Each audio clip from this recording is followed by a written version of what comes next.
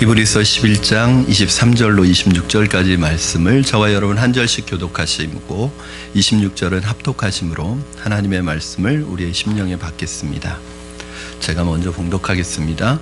믿음으로 모세가 났을 때에 그 부모가 아름다운 아이임을 보고 석 달 동안 숨겨 왕의 명령을 무서워하지 아니하였으며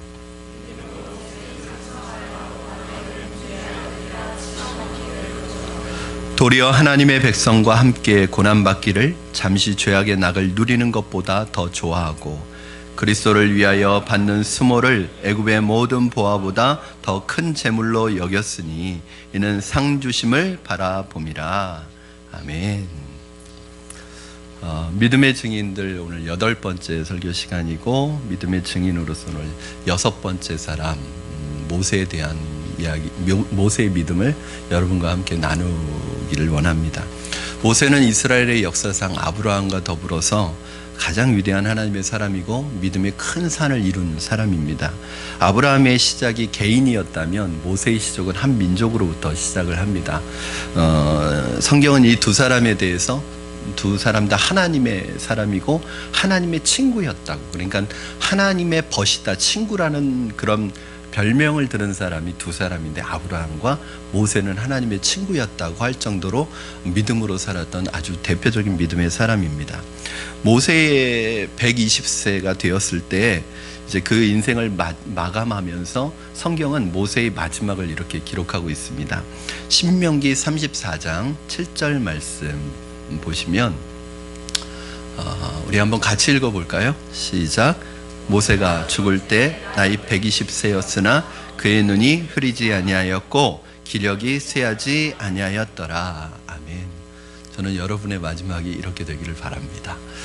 모세의 마지막은 그 마지막조차도 참 믿음의 신비스러움을 보여주고 있습니다. 모세의 생애가 시내산에서 불꽃 가운데 하나님의 임재를 경험하고 부르심을 받기 전과 그 이후로 삶이 완전히 나누어지는데 이것이 모세의 인생의 BC와 AD였습니다. 베드로도 마찬가지죠. 베드로가 예수님을 따라다니기는 했지만 결정적으로 베드로의 생애에 분기점이 되었던 것이 뭐냐면 성령 강림, 마가의 다락방에 임하는 성령 강림 사도행전 2장 사건을 통해서 베드로의 생애가 완전히 영적 터닝 포인트를 갖게 됩니다. 저는 여러분의 모든 생애에도 우리 믿음의 사람들에게 있어야 되는 것이 무엇이냐면 바로 우리의 영적인 터닝 포인트입니다. 영적인 전환점입니다. 여러분의 인생의 BC와 AD입니다. 어떤 사건을 통해서 여러분의 이전과 이후의 삶으로 나누어지는 그런 사건이 반드시 있어야 하죠. 이것은 모태신앙이어도 마찬가지입니다. 목사님, 모태신앙은 어렸을 때부터 교회를 다녀서 그런 것이 잘 변화가 잘 몰라요. 그냥 교회에 늘 있었기 때문에. 그렇다 할지라도 자신의 인생의 전환점이 되는 분명한 그 터닝 포인트가 있습니다. 이것은 자기도 느낄 수 있지만 주변에 있는 사람들이 느낄 수 있는 변화입니다.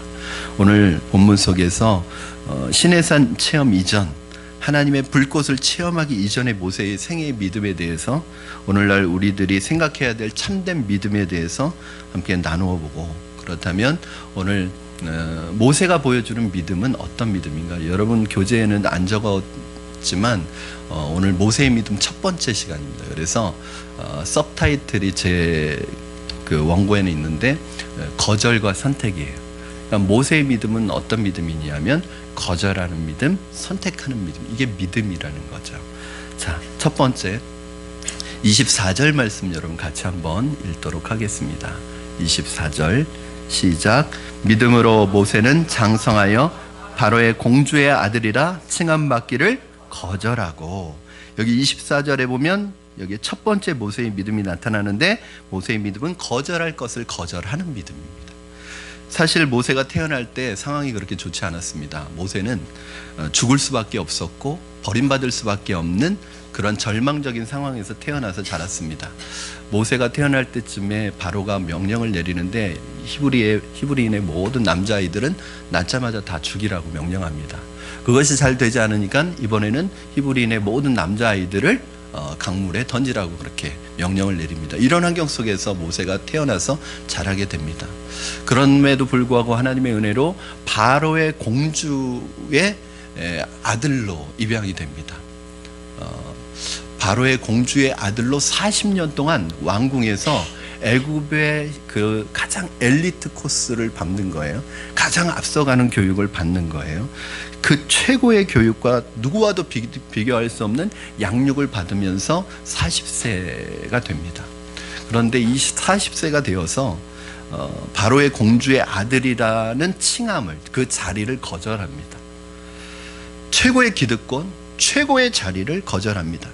여러분, 세상에서 남자 나이 40이면 어떻습니까? 40대. 사실 40대가 성공과 명예의 화신입니다. 그러니까 40대 이 성공에 대한 욕구와 명예에 대한 욕구가 가장 높을 때죠. 이것이 그 남자들의 생애의 목표가 되는 이러한 시기입니다. 사실 모세에게 애굽의 왕자로서 모든 것을 할 수 있는 무한한 가능성이 주어졌습니다. 모든 사람이 갖고 싶어하는 자리였습니다. 그런데 놀랍게도 모세는 모든 것을 꼽힐 수 있는 준비가 끝난, 그래서 이제부터 그 뜻을 펼칠 수 있는 그 나이에 이 모든 것을 포기합니다. 모든 것을 거절했습니다. 그가 누릴 수 있는 애굽의 공주의 아들로서의 위치를 포기했다는 것이 바로 오늘 우리에게 보여주는 모세의 믿음입니다.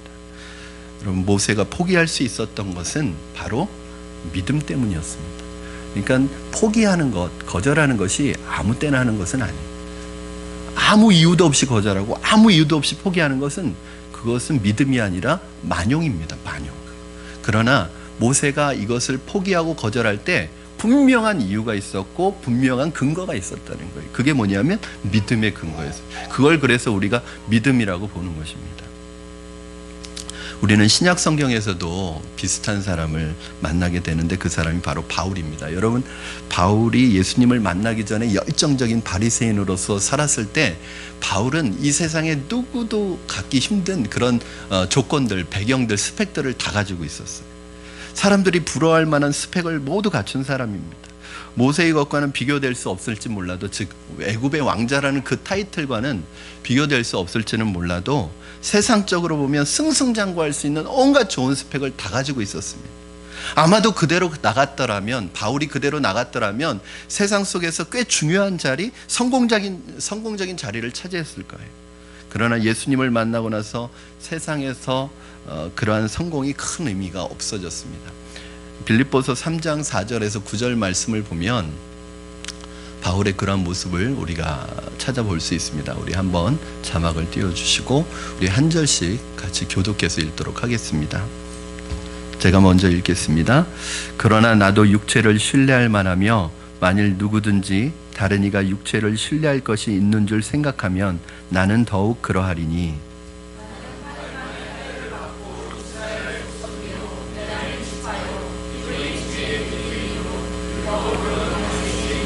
열심으로는 교회를 박해하고 율법의 의로는 흠이 없는 자라.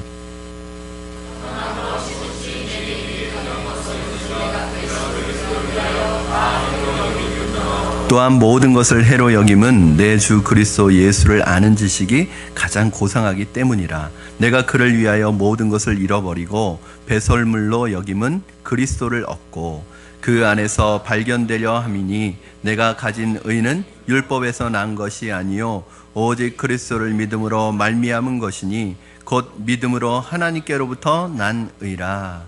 아멘.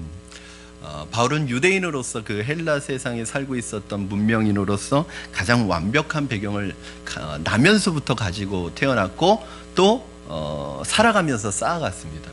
나면서부터 로마 시민권을 가지고 태어났습니다. 오늘날로 말하면 미국 시민권과는 비교도 되지 않는, 미국 시민권과는 비교도 되지 않는 그 당시의 로마 시민권은 모든 것에서 올 패스할 수 있는, 지금 미국 시민권을 받으려고 그렇게 사람들이 애를 쓰는데도 그 시민권이 주는 혜택이 크잖아요. 근데 그것과는 비교할 수 없는 그 시민권을 나면서부터 가지고 태어났습니다. 그리고 학벌로, 그가 가지고 있는 율법의 의로, 그리고 출신 성분으로 어느 것 하나 부족할 것이 없는 완벽한 스펙을 가지고 있었습니다. 여러분, 그런데 엘리트 중에 엘리트 코스를 밟고 이제 그에게 남아있는 것은 성공밖에 없었는데, 그러나 그 성공을 거절한 것입니다. 왜냐하면 예수 그리스도라는 이 보물을 알게 되고 예수님을 알게 되니까 내가 예수님을 알고 나서 이 예수님이라는 보물을 경험하게 되니까 그동안 내가 보물처럼 붙들고 여기고 살아왔던 이 모든 것들의 가치가 예수님의 가치보다 못한 거예요. 물론 그동안 쌓아왔던 이것이 가치 없는 건 아니에요. 중요하지 않은 것 아니에요. 쓸모없는 것은 아니에요. 그러나 예수님을 만나고 나니까 그것들이 다 덜 중요하게 여겨지기 시작했다는 거예요. 심지어는 바울은 그것을 배설물처럼 여겼다고 그렇게 얘기합니다. 이게 뭐냐면 배설물처럼 여겼다는 것은 두 가지 의미로 생각해 볼 수도 있는데, 하나는 쓸모없는 것이라고 생각할 수도 있는데, 여기서는 그것의 의미보다는 아까워하지 않게 됐다는 거예요. 여러분 오늘 아침에도 배설물 보고 오신 분 계십니까? 그 화장실에서 내릴 때 아까워하셔요? 아이고 저 아까워서 어떡하나. 예전에는 그랬다고 그러잖아요. 그러니까 이렇게 그 옛날 화장실은 이제 밥 먹고 다른 집에 가서 볼일 보고 오면 아버지가 그랬대잖아요. 왜 밥은 여기에서 먹고 걸음은 딴 데 가서 주고 오냐고. 여러분 그거 아깝지 않은 거예요. 중요하지 않아서가 아니라 내가 가지고 있는, 내가 경험한 더 중요한 것에 비춰볼 때 그것이 그렇게 중요하지 않은 거예요. 그동안은 그것이 내 인생의 목적인 줄 알고 내 인생의 이유인 줄 알고 그것을 바라보며 내 인생을 살아왔는데, 여러분 결국 그것이 내 인생의 목적인 줄 알고 달려갔는데, 달려가 보면 여러분 끝까지 가지 않아도 합니다. 그것이 내 인생의 목적인 줄 알고 내 모든 청춘을 바쳐서, 젊음을 바쳐서, 돈과 열정을 바쳐서 그것을 향해서 달려갔는데 가보니까 그게 오아시스가 아니라 신기루라는 것을 나중에 발견하는 거예요. 그때는 너무 늦습니다. 여러분 우리에게 있는 학벌, 우리에게 있는 자원들은 중요하지 않은 건 아니지만 그게 우리 인생의 목적은 아니에요. 그게 우리가 사는 이유는 아니에요. 그것은 우리가 진짜 인생의 목적을 위해 사용해야 될 도구들입니다. 여러분에겐 더 중요한 인생의 목적이 있어요. 돈을 위해서 여러분 사는 거 아니에요. 먹을 걸 위해서 사는 거 아니에요. 이 세상에서 성공 때문에 사는 거 아니에요. 이 세상에서 성공, 이 세상에서의 물질, 이 세상에서 재물, 그 영원한 것 아니에요. 기껏해야 7, 80년이 최고입니다. 나중에 가져갈 수 없습니다. 여러분 더 중요한 인생의 목적, 진짜 내가 살아가는 이유를 발견했기 때문입니다. 그래서 이게 믿음이에요. 이걸 발견했으니까 내가 그동안 중요하게 생각해왔던 것을 버릴 수 있는 거예요. 거절할 수 있는 거예요. 이것이 없으면서 무작정 버리는 건 만용입니다. 어떻게 그럴 수 있을까? 그걸 발견한 사람과 발견하지 못한 사람의 차이죠. 이건 모세와 바울의 이야기만은 아닙니다. 예수님이 내 인생의 진짜 보물이라는 것을, 인생의 진짜 의미라는 것을 발견한 사람은 옛날처럼 살 수가 없습니다. 그렇게 사는 것이 불가능합니다. 여러분 어떻게 모세는 그의 생의 가장 중요한 시점에서 이 모든 것을 거절할 용기가 생겼을까요? 어떻게 이것을 거절할 용기가 생겼을까요? 두 가지 이유가 있습니다. 첫째는 방금 전에 말씀드렸던 것처럼 더 중요한 것을 발견했기 때문입니다. 사랑하는 여러분, 마태복음 6장 33절에 보니까 너희는 먼저 그의 나라와 그의 의를 구하라. 그리하면 이 모든 것을 너에게 더하여 주시리라고 말씀하고 있습니다. 더 중요한 가치가 있는 거예요. 사랑하는 성도 여러분, 포기와 거절 없이 선택과 축복이 주어지지 않습니다. 육체와 세상을 포기하지 아니하고 영생과 축복을 받을 수 없습니다. 여러분이 영생을 선택하면 순간적인 거 버려야 합니다. 믿음을 선택하면 세상적인 욕망 버려야 합니다. 천국을 선택하면 지옥을 버려야 합니다. 그 두 가지를 같이 가지고 갈 수 없는 거예요. 마태복음 6장 24절에 보면 한 사람이 두 주인을 섬길 수 없다고 말씀하고 있습니다. 이게 무슨 말이냐면 하나님과 돈을 겸하여 섬길 수 없다는 거예요. 하나님과 세상을 겸하여 섬길 수 없다는 거예요. 여러분 이거 오해하시지는 마십시오.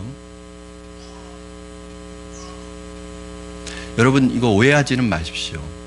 돈이 필요 없다는 얘기는 아니에요. 돈이 쓸모없다는 얘기는 아니에요. 우선순위의 문제예요. 여러분의 주인이 하나님이냐 돈이냐, 여러분의 주인이 물질이냐 세상이냐 하나님이냐, 이 우선순위의 문제예요. 그래서 이렇게 말씀하죠. 너희는 먼저 그의 나라와 그의 의를 구하라. 그리하면 이 모든 것을 더하여 주시리라. 이 모든 건 뭐죠? 먹고 살고 입고 우리의 생활에 필요한 이 모든 것들이 먼저가 아니라는 거예요. 이게 필요 없다는 게 아니에요. 먼저 구해야 될 것이 있다는 거죠. 우선적인 가치의 문제입니다. 하나님을 생각하면서 거절할 때 거절할 수 있고 포기할 수 있습니다. 그렇지 않으면 결코 내가 그만두어야 될 때 그만두지 못하고 거절할 때 거절하지 못하면 나중에 마지막에 초라해지고 비참해집니다. 가장 절정의 시기에서 내려오기 쉽지 않습니다. 가장 클라이막스에서 내가 포기하기 쉽지 않습니다. 근데 그때 포기해야지 아름다운 거예요. 그 마지막까지 가면 초라해집니다.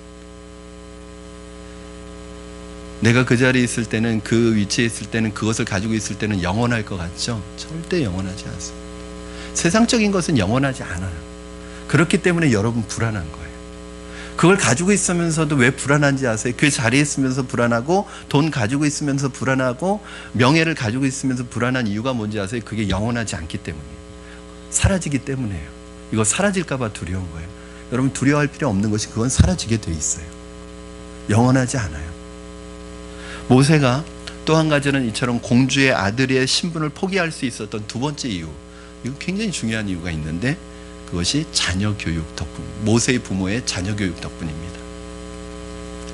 오늘 본문에는 제가 뺐어요. 그러나 23절 말씀 가지고 내년 5월 달에 믿음으로 자녀를 양육하라는 제목으로 5월 달에 말씀 전할 거예요. 몇 개월 남았죠? 많이 기다리십시오. 여러분, 버림을 받을 수밖에 없는 모세에게 그의 어머니가 유모로 취직을 합니다. 그렇죠? 이 아들을, 이 모세를 물에서 건졌어요. 강물에 띄었는데 물에서 건졌어요. 그래서 모세라는 이름의 뜻이 물에서 건지다라는 뜻인 거 아시죠? 모세를 물에서 건졌어요. 그런데 바로의 공주는 젖이 안 나오잖아요. 그렇죠? 그러니까 유모를 구했어요. 그런데 마침 그 유모가 모세의 어머니가 유모로 들어온 거예요. 그러니까 그 어머니는 자기 아들을 마음껏 자기 젖을 물리고 먹일 수도 있었고, 또 그 모세가 40살 동안 자라는 동안에 모세에게 무엇을 가르쳤겠어요? 바로 하나님 중심의 신앙을 40년 동안 줄기차게 가르쳐요. 그러니까 모세는 그 당시 애굽에서 오늘날 가장 앞서 나가는 선진 그 교육을 받는 엘리트 교육 중에 교육을 받으면서 동시에 어머니로부터 신앙적인 교육을 철저하게 받아온 거예요. 그랬기 때문에 모세가 장성하여 결정적인 순간에 바로의 공주의 아들됨을 거절하는 것을 보면, 그리고 애굽의 명예와 부와 권세와 이 모든 것 아래 있기보다는 하나님의 백성들과 고난받는 것을 선택하는 것을 보면 모세의 마음속에 믿음이 이미 자라고 있었고 믿음이 자리하고 있었다는 것을 알 수 있어요. 우리 이제 애굽 이집트 왕자 그 애니메이션 영화 보면 어느 날 갑자기 자기가 출생의 비밀을 알게 되잖아요. 모세가 40년 후에. 그래서 막 충격받아가지고 막 방황하고 막 가출하고 그러잖아요. 거짓말. 모세는 자랄 때부터 자기가 누군지 알고 있었어요. 자기가 히브리인이라는 걸 알고 있었고 그 유모가 자기 어머니라는 걸 알고 있었어요. 절대 충격받지 않았어요. 모세에게 있어서는 애굽의 교육받는 것보다 모세의 부모 교육이 더 중요한 교육이었습니다. 여러분의 자녀를 세상에 맡기는 것 때문에 너무 두려워하지 마시기 바랍니다. 여러분 세상에 맡기는 거 괜찮습니다. 여러분이 기도하시면 됩니다. 저도 세상의 교육이, 요즘의 학교 교육이 너무 무너져 있고 이 믿는 아이들을, 우리 자녀들을 세상의 교육 속에 보내는 것이 세상에 무리 될까봐, 세상의 죄에 오염될까봐 막 두려운 마음이 있잖아요. 그래서 저도 고민을 참 많이 했어요. 이 아이들을 세상 학교에 보낼 것인가? 보내서 안 좋은 것만 배우면 어떡할까? 가서 물 들어오면 어떡할까? 그래서 홈스쿨을 해볼까? 여러 가지 생각도 해봤어요. 아니면 신앙교육만 하는 학교에 보낼까? 여러분, 근데 어느 날 제 생각에 그거 이상할 수도 있는데 다 그런 건 아니지만 홈스쿨 하는 아이들이 좀 적응력이 떨어지는 거예요. 세상 속에서. 저는 그렇게 해서 아이들을 세상과 단절시켜서 오직 신앙적인 교육을 받으면서 자란다면 과연 이 아이들이 어떻게 될까? 그 아이들 생각해서 이 아이들 어떻게 해서든 세상과 차단해서 영적으로 키우려고는 하는데, 만약에 그렇게 그렇게 해서 세상과 단절시키면 이 아이들은 온실 속의 꽃처럼 자라날 것입니다. 결국 이 아이들이 언젠가는 세상 속으로 나가야 될 텐데, 세상 속으로 들어가서 세상의 사람들 속에서 하나님의 사람이 되어야 될 텐데, 나중에 이 아이들이 세상 속으로 나가서 세상 직장에 나가서 결국 적응할 수 있을까? 대학에 가서 적응할 수 있을까? 세상에 나가서 적응할 수 있을까? 그냥 큰 문화적인 충격을 받는 거죠. 성경은 분명히 말하고 있습니다. 세상 속으로 가라. 세상을 변화시켜라. 결국 우리 아이들이 살아가야 될 곳은 어디냐면 세상입니다. 우리 아이들이 변화시켜야 될 곳은 세상입니다. 우리 아이들이 싸워야 될 곳은 세상입니다. 교회는 우리의 필드가 아닙니다. 여러분 일주일 동안 세상 속에서 살고, 교회는 일주일에 한 번 오십니다. 이곳에서 힘과 능력을 말씀으로 공급받아서 결국 여러분들이 세상 속에 나가서 여러분의 필드에서, 가정에서, 직장에서, 여러분의 필드에서 하나님의 사람으로 살아가는 것, 세상 속의 그리스도인으로 살아가는 것이 하나님의 제자입니다. 그런데 결국 여러분들이 세상 속으로 나가야 되는데, 세상에 나갈 때 뭐가 필요하느냐? 예수님께서 제자들을 세상에 내보내시면서 두 가지 말씀하십니다. 뱀처럼 지혜롭고 비둘기처럼 순결하라. 그러니까 머리만 똑똑해가지고 세상에 나가면요, 세상의 요령이나 배우고 그 똑똑한 머리 가지고 자기 자신만을 위해서 살아가는 사람 돼요. 그러니까 뭐가 있어야 돼? 순결함이 있어야 돼요. 마음의 순수함이 있어요. 영적인 순수함을 가져야 돼요. 그러나 동시에 순수하기만 하면 안 된단 말이죠. 착하기만 하면 안 된단 말이에요. 착한데, 그 좋은데 착해가지고 세상 사람들에게 다 이용당하고, 심지어는 악한 사람들에게 이용당해요. 그러면 여러분, 악한 사람들에게 이용당하면 공범이 되는 거죠. 착한 건 좋은데 악한 일에 이용당한다고 생각해 보세요. 그게 착한 거 아니죠. 그래서 뭐가 필요해? 분별력이 필요하고 지혜가 필요한 거예요. 이것이 선인지 악인지 분별할 수 있는 지혜가 필요한 거예요. 그래서 예수님께서도 제자들을 세상으로 내보내시면서 너희가 뱀처럼 지혜롭고 비둘기처럼 순결하라, 이 두 가지를 다 균형 있게 가지고 나가야 된다라고 말씀하고 계시는 거예요. 그러므로 자녀의 교육과 훈련을 위해 세상에 맡기더라도 여러분 걱정하지 마십시오. 부모님이 그 아이를 위해 기도한다면 그 아이는 하나님의 아이가 될 것입니다. 세상에 보내는 것을 겁내지 마십시오. 오히려 여러분이 정말 겁내야 되는 것은 내가 기도하지 않는 것을 겁내야 되는 거예요. 여러분 얼마나 자녀 걱정 많이 하세요? 우리 부모님들 온통 자녀에 대한 염려와 걱정으로 머리가 복잡하죠. 그런데 자녀에 대한 걱정이 그렇게 많은데 기도하지는 않아요. 그게 더 겁나는 거예요. 세상이 겁나는 게 아니라 자녀를 위해서 기도하지 않는 게 저는 더 겁나는 거예요. 여러분 왜 그렇게 자녀를 위해서 걱정하시고, 자녀의 학업을 위해서 걱정하시고, 자녀의 인생을 위해서 걱정하시는데 왜 자녀를 위해서 기도하지 않으세요? 그게 겁나는 거예요. 저는 여러분의 자녀들을 세상 속에 내보낸 게 겁나는 게 아니라 세상에 내보내놓고 여러분 기도하지 않는 게 겁나는 거예요. 우리가 아이들을 세상에 보내더라도 부모가 해야 될 신앙교육, 교회가 해야 될 신앙교육을 책임지고 감당한다면 우리 아이들 결코 세상에 물들지 않는 다니엘과 같은 하나님의 사람으로 자라날 수 있습니다. 저는 우리 아이들이 세상과 단절돼서 그냥 교회 안에만 있고 신앙적인 교육만 받으면서 자라는 아이들이 아니라 세상의 학교에 가서 그들의 믿음과 신앙으로 친구들을 전도하는 아이들이 되었으면 좋겠어요. 우리가 아이들을 세상과 차단시킨다면 이 아이들이 어디 가서 안 믿는 친구들을 만날 수 있고 안 믿는 친구들에게 복음을 전할 수 있겠어요? 우리는 지금도 다 우리가 만나는 사람들이 믿는 사람밖에 없어서 전도가 안 되는데, 전도 제일 못하는 사람이 누군지 아세요? 목사예요. 아이고, 아침부터 밤까지 믿는 사람만 만나니까. 그런데 우리 아이들마저 어려서부터 세상과 담쌓고 지내게 하고 세상과 차단하면 이 아이들이 어디 가서 복음의 야성을 기르냐 말이에요. 여러분, 우리가 만약 순결함만 가지고 있어서 세상으로 나가지 않고 교회 안에만 우리끼리 모여서 행복하고 우리끼리 모여서 좋으면 누가 복음을 듣겠습니까? 여러분 세상 교육을 우리가 부정하면 우리 선생님들 교사 될 필요 없죠. 세상 교육인데. 그러나 우리 예수 믿는, 잘 믿는 선생님들이 세상의 곳곳에 나가서 세상 학교에 곳곳에 가서 믿음으로 뭐 신앙교육을 가르치는 건 아니겠지만 그 마인드를 가지고 아이들에게 선한 영향력을 미칠 수 있지 않겠어요? 여러분, 우리 아이들이 인생에 선생님 한번 잘 만나면 인생이 바뀌잖아요. 그렇게 한 아이의 인생을 바꿔줄 수는 없습니까? 우리가 세상에 나가서 누군가에게 내가 믿는 예수 그리스도의 복음 때문에 그분에게 선한 영향력을 미쳐서 그분의 인생을 좀 바꿔줄 수는 없을까요? 여러분, 잘 믿는 우리 주부님들이 안 믿는 가정이나 안 믿는 친척들 안에서 선교사가 되고, 잘 믿는 정치인이 나와서 정말 정치계에 들어가고 연예계에 들어가고 스포츠계에 들어가고 언론계에 들어가고 학계에 들어가고 곳곳에서 그곳에서 믿는 우리가 그곳에서 하나님의 나라를 이루어가는 것, 이것이 하나님이 정말 우리에게 원하시는 것이 아닐까요? 저는 그래서 여러분이 자녀들을 주일학교에 보내는 일에 게으르지 않기를 바랍니다. 하나님에 대해 가르치는 일을 귀하게 여기시기 바랍니다. 부모가 자녀에게 가르쳐야 할 신앙적 책임을 소홀히 하지 않기를 바랍니다. 세상에 아이를 맡기는 것이 문제가 아니라 맡겨놓고 나는 영적인 신앙적인 양육을 전혀 하지 않는 것이 문제입니다.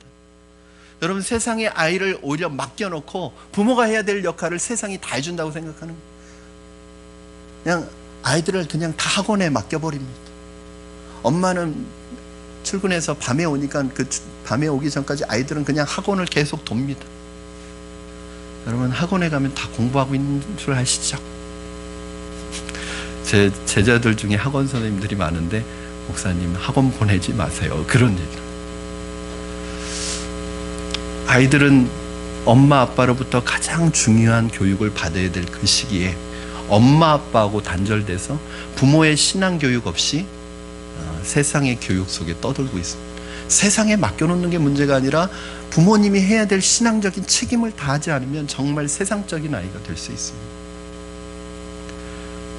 저는 여러분의 가정에서 말씀이 가르쳐지기를 바랍니다. 가정에서 찬송이 울려 퍼지기를 바랍니다. 여러분의 가정에서 기도 소리가 나기를 바랍니다. 이것을 가르칠 수 있는 시기를 놓치지 마시기를 바랍니다. 모세의 믿음은 거절할 것을 거절했다는 사실이에요. 거절할 때 모든 것을 포기하고 모든 것을 잊어버리고 그가 하나님의 백성과 고난받는 것을 선택한 믿음입니다.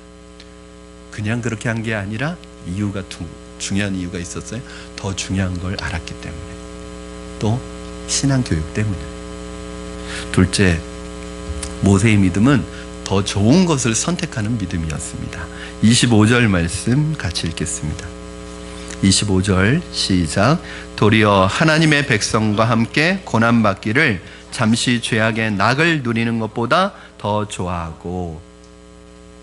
여러분, 모세의 믿음은 잠깐 죄악의 낙을 누리는 것보다 고난받기를 더 즐거워하는, 이것이 모세의 믿음이었습니다. 믿음이라는 것은 언제나 더 좋은 쪽을 선택합니다.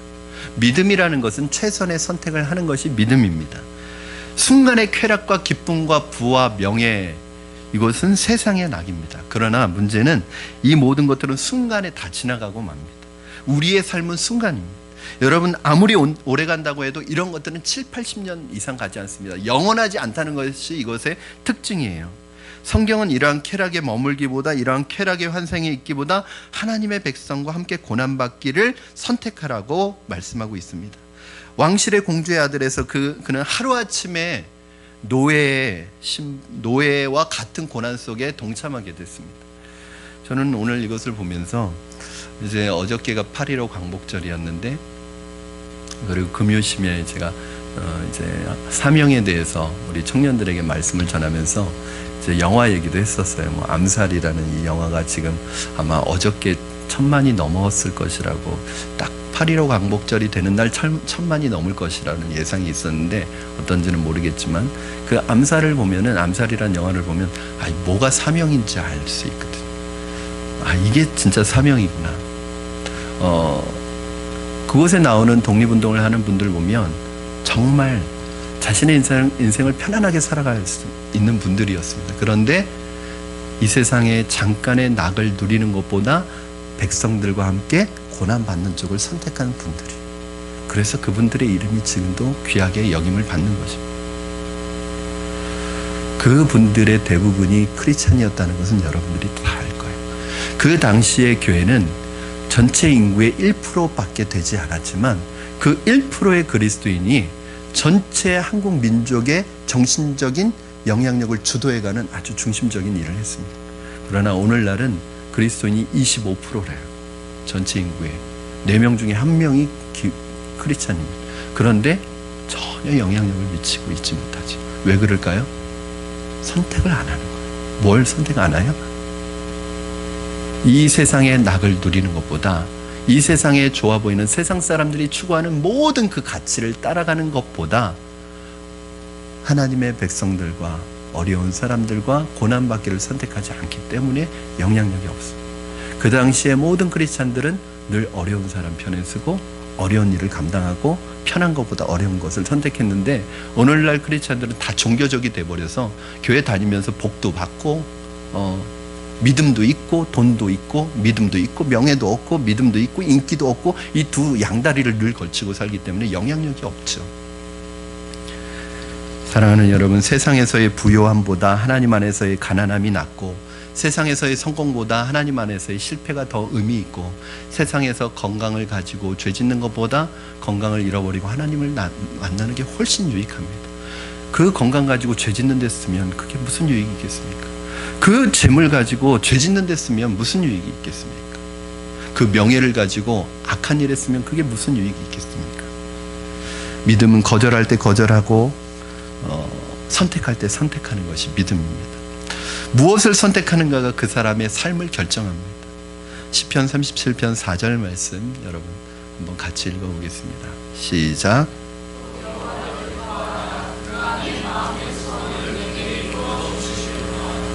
무엇을 선택하는가가 여러분의 삶을 결정하는데 뭘 선택해야 돼요? 하나님이 기뻐하시는 것을 선택해야 합니다. 우리는 선택할 때 하나님의 뜻을 결정해야 합니다. 선하시고 온전하시고 기뻐하시는 뜻이 무엇인지 분별해야 합니다. 여러분, 어떻게 보면 신앙생활이라고 하는 것은 선택의 연속입니다. 그런데 그 어떤 선택을 하느냐에 따라서 여러분의 인생이 달라질 수 있어요. 그러니까 선택이 그만큼 중요한 거예요. 여러분, 그런 후회가 되시는 적 있으세요? 예전에 10년 전에 내가 그걸 선택했으면. 여러분, 선택하고 나면 이제 후회해도 소용없습니다. 선택할 때 잘해야 돼요. 그래서 예전에 그 광고 카피라이트에 보면 이런 문구가 있었어요. 순간의 선택이 10년을 잡았다. 아마 냉장고 선전이었을 거예요. 대우 냉장고. 그런데 그 이후에 몇 년이 지나서 또 다른 문구가 나왔습니다. 순간의 선택이 평생을 자원. 근데 저는 여러분에게 다시 말씀드리고 싶습니다. 여러분, 순간의 선택이 평생이 아니라 영혼을 결정할 수 있습니다. 어떤 선택을 하느냐가 중요합니다. 선택과 집중이 중요합니다. 선택을 해야 집중할 수 있습니다. 왜 여러분 우리의 신앙생활이, 여러분 경건의 훈련이 이렇게 안 되는지 아세요? 경건의 습관이 왜 이렇게 안 들여지는지 아세요? 큐티하기 왜 그렇게 힘든지 아세요? 예배드리기 왜 이렇게 힘든지 아세요? 여러분이 선택하지 않아서 그래요. 그러니까 집중을 할 수 없는 거예요. 제가 한참 신학생 때 저에게 어떤 목회적인 은사가 있는지 몰라가지고요, 세미나란 세미나는 다 듣고 다녔어요. 그 돈도 없는데.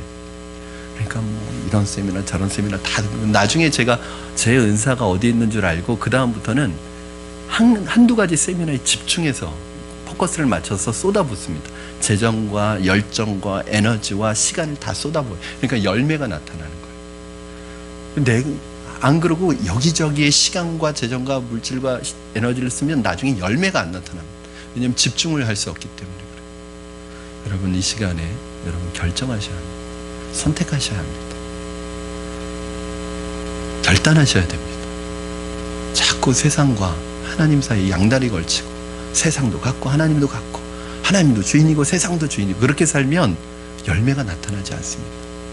여러분, 이 세상에서도 세상 사람들이 뭐라 그러냐면 한 가지 일에 자기 목숨 걸지 않으면 성공할 수 없다고 하는데, 여러분 하나님의 일에 여러분 이 영원한 것에 여러분의 모든 걸 걸지 않으면 여러분 열매가 나타날 수 없는 거예요. 10년, 20년 가도. 그런데 놀라운 것은 집중하면 1년만 지나도 열매가 나타납니다. 우리 푸른나무교회 그런 분들이 많았어요. 1, 2년 동안 집중적으로 훈련받고 집중적으로 신앙의 양육을 받는데 10년, 20년, 30년 교회 다닌 분보다 훨씬 성숙한 분은 많아요. 사역자입니다, 벌써. 바로 이 순간 여러분 영혼을 결정하는 중요한 순간이 될 수 있습니다. 오늘 이 시간 여러분의 인생에서 예수님을 선택하시고 그분을 만나는 은혜가 있기를 주님의 이름으로 축원합니다. 마지막 셋째, 상주심을 바라보는 믿음이었어요. 26절 말씀 같이 보시겠습니다. 시작. 그리스도를 위하여 받는 수모를 애굽의 모든 보화보다 더 큰 재물로 여겼으니 이는 상주심을 바라봄이라. 아멘. 믿음은 하나님이 하늘의 상급을 예비하고 계시다는 것을 믿는 게 믿음이에요. 여러분, 왜 이 세상에서 사람들이 자꾸 이 세상의 것을 포기하지 못하는지 아세요? 이거는 뭐 세상 사람만 그러면 문제가 안 되죠. 진짜 문제는 믿는 사람들이 이걸 포기하지 못하는 거예요. 여러분, 믿음이 뭐죠? 히브리서 11장 1절 2절에 믿음의 정의를 어떻게 내리고 있죠? 믿음은 바라는 것들의 실상이요, 보이지 않는 것들의 증거니. 믿음은 보이는 게 아니란 말이에요. 보이지 않지만 실체를 보는 거예요. 여러분, 보이는 거 믿는 거는 믿지 않는 사람도 다 압니다. 그거는 생각만 가지고 있는 사람은 다 압니다. 그러면 적어도 우리는 믿음의 사람이라고 하면 뭘 믿을 수 있느냐, 뭘 볼 수 있어야 되냐면 보이지 않는 것을 보고 보이지 않는 것을 믿을 수 있어야 돼요. 그게 뭐냐면 하늘의 상급입니다. 그게 있는 걸 알기 때문에, 그걸 보았기 때문에 이걸 버릴 수 있죠. 이게 보이지 않으면 이걸 버릴 수 없는 거예요. 그러니까 우리가 버리지 못하는 이유는 하늘을 보지 못하기 때문에 그래요. 땅만 보고 살아가는 이유는 하늘 보지 못하고 살아가기 때문에 그래요. 이 세상 사람들이 가치 있게 여기는 그 가치를 우리도 똑같이 가치 있게 여기고 살아가는 것은 하늘의 가치를 발견하지 못했기 때문에 그런 거예요. 그런데 오늘 이 모세는 어떻게 해요?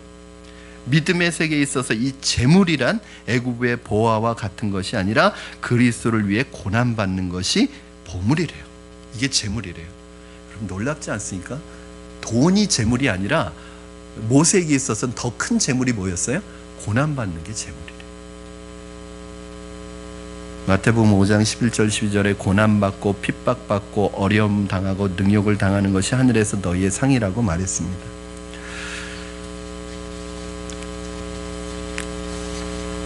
천국의 보화란 무엇입니까? 그리스도를 위한 고난입니다. 천국의 보화는 핍박 자체입니다.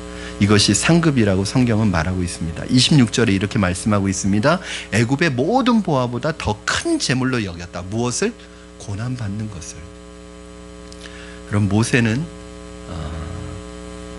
재물로 여겼다라고 말할 때 이 여겼다는 말은 생각하고 평가했다는 거예요. 그럼 뭐냐면 가치관이. 즉 고난을 뭘로 생각했냐면 소중하게 생각했다는 거예요. 이게 가치관이에요. 여러분 중에 고난을 소중하게 보는 분 계십니까? 어려운 것을 돈보다도 금보다도 은보다도 보석보다도 내게 더 큰 보물이라고 보는 분 계세요? 없죠. 그런데 모세는 이 고난을 이 세상에서 누리는 그 어떤 것보다도 소중한 보물로 여기는 가치관을 가지고 있었어요. 여러분, 이게 믿음의 가치관입니다. 그러니까 일제시대 때 6.25 때 자신의 믿음을 지키기 위해 순교하는 그 믿음의 선배들이 순교하는 것을 가장 큰 영광으로 알았다는 것을, 그분들은 이 세상의 가치관이 자신의 가치가 아니라 더 큰 가치를 가지고 있었던 거예요. 여러분, 핍박이 무섭고 고난이 무서운 것이 아니라 거기에 의미가 없기 때문에 두려운 것입니다. 만약에 여러분 핍박과 여러분이 당하는 고난과 여러분이 당하는 어려움에 의미가 있다면 여러분 두려워하지 않을 거예요. 그런데 조금 어려움이 와도, 조금이 고난이 와도, 조금 시련이 와도 두려운 이유가 뭔지 아세요? 그 고난과 시련 속에 여러분 아무 의미를 발견하지 못하기 때문입니다. 그 의미가 뭐예요? 바로 이 사랑의 의미입니다. 결국 여러분 한번 생각해 보세요. 여러분이 정말 사랑하는 사람을 위해서 고난받는 거, 어려움 당하는 거 두렵기는 하지만 여러분 그것에 대해서 어떻게 생각하시겠어요?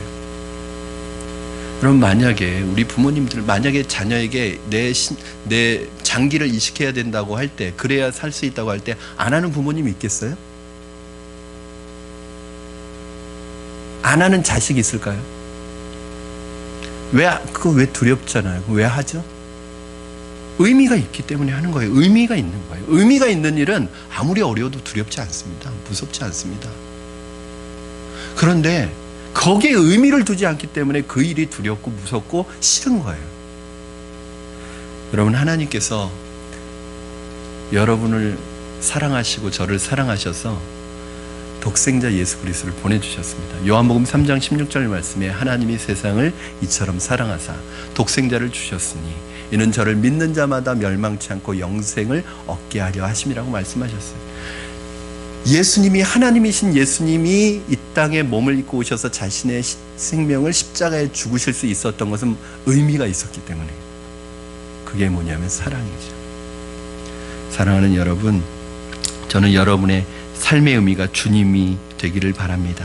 그때 여러분을 둘러싸고 있는 세상의 한계, 생각의 한계는 사라지게 될 것입니다. 순간을 위해서 영혼을 포기하지 마시고 영혼을 위해 순간을 포기하는 여러분 되기를 바랍니다. 더 중요한 것을 위해, 더 가치 있는 것을 위해 덜 중요하고 덜 가치 있는 것을 포기할 수 있는 여러분, 지혜로운 여러분이 되기를 주님의 이름으로 축원합니다. 말씀을 정리합니다. 모세는 나이 40에 형제와 이스라엘 자손을 돌아볼 생각이 났다고 하고 있습니다. 고난을 향했습니다. 그가 그렇게 할 수 있었던 것은 장차 오게 될 상을, 그래서 고난받는 걸 두려워하지 않았던 것은 이 고난은 뭐하고 연결되는 거예요? 하늘의 상급과 연결되는 거예요. 저는 나 자신에게도 묻고 싶고 여러분에게도 묻고 싶습니다. 주님을 위해서 여러분 손해본 거 있으세요? 주님을 위해서 포기한 거 있으십니까?